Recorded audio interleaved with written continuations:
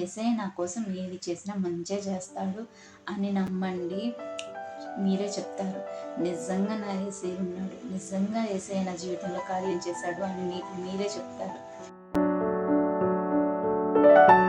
Praise the Lord. దేవుని పేరిట మీ అందరికీ వందనాలు. చాలామంది వారు జీవితంలో విసుగొచ్చేసి కష్టాలు నేను పడలేను, ఇక నా వల్ల కాదు, యేసయ్య నన్ను చంపేసేయి, లేదంటే నేను చచ్చిపోతాను అని, ఎక్కువ చచ్చిపోతాను చంపేసేయండి అని చెప్పి మాట్లాడుతూ ఉంటారు. చనిపోయేంత ధైర్యం ఉన్నప్పుడు బ్రతికి చూపించండి. మీ ధైర్యం ఏంటో బ్రతికి చూపించండి. చచ్చిపోయి కాదు. చనిపోవటం వల్ల ఎవరికి లాభం? మీరే నరకానికి వెళ్తారు తప్పించి ఎవరికి ఉపయోగం ఉండదు. అన్ని దారులు మూసుకుపోయిన దేవుడు ఏదో ఒక దారి మీకోసం తెరిచి ఉంచుతాడు.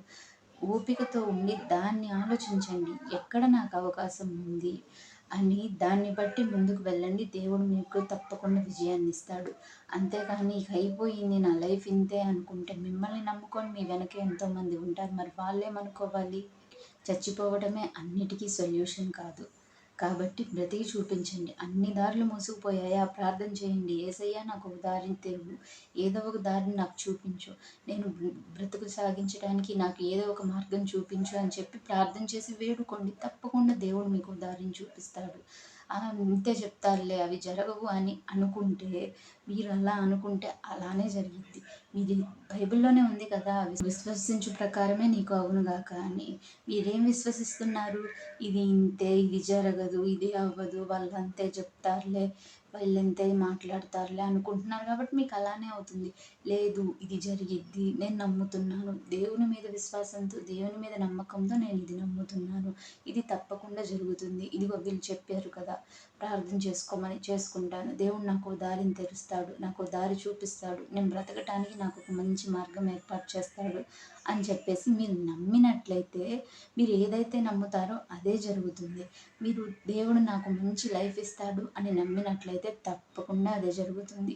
ఏముందిలే, ఏమిస్తాడు దేవుడు, ఇంకేమీ లేదు, నా జీవితం అంతా అయిపోయింది అనుకుంటే నిజంగానే అంతా అయిపోతుంది. ఏదైనా చెడు అనుకునే బదులు మంచి అనుకోండి, మంచి జరగాలి అని కోరుకోండి, మంచిగా జరుగుతుంది. చాలామంది నెగిటివ్గానే ఆలోచిస్తారు కానీ పాజిటివ్గా మ్యాక్సిమం ఆలోచించరు.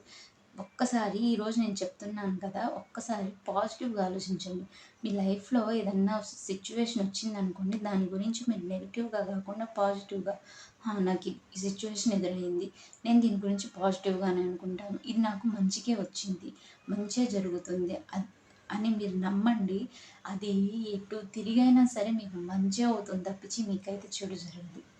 ఇదొక్కటే నమ్మండి. ఎటువంటి పరిస్థితుల్లో, ఎట్లాంటి ప్రతికూల పరిస్థితుల్లో ఉన్నా సరే మంచే జరుగుతుంది, మంచే అవుతుంది. నా యేసయ్య నా కోసం ఏది చేసినా మంచే చేస్తాడు అని నమ్మండి.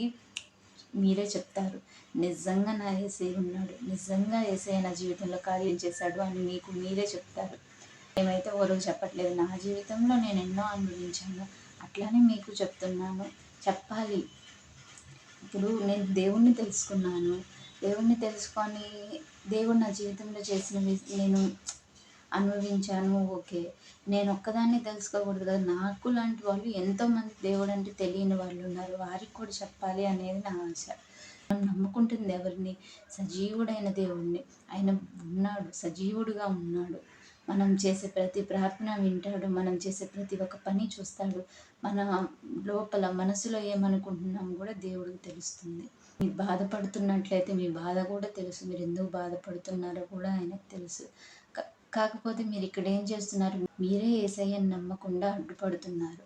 అదే మీరు పరిపూర్ణ నమ్మకంతో, విశ్వాసంతో ఉన్నట్లయితే తప్పకుండా దేవుడు మీ జీవితంలో కార్యం చేస్తాడు. నమ్మండి, విశ్వసించండి. ఇప్పుడు మీకు నెగిటివ్ బ్యాడ్ జరుగుతుంది, మీకు చెడు జరుగుతుంది అనుకోండి, ఇన్ని ప్రతికూల పరిస్థితుల్లో ఉన్నా ఇంకా మంచిగా అంటావేమమ్మా అని అంటారేమో. లేదు, ఇలాంటి పరిస్థితుల్లో కూడా దేవుడు నాకు మంచిగా చేస్తాడు, మంచిగా తప్పకుండా మంచిగా జరుగుతుంది.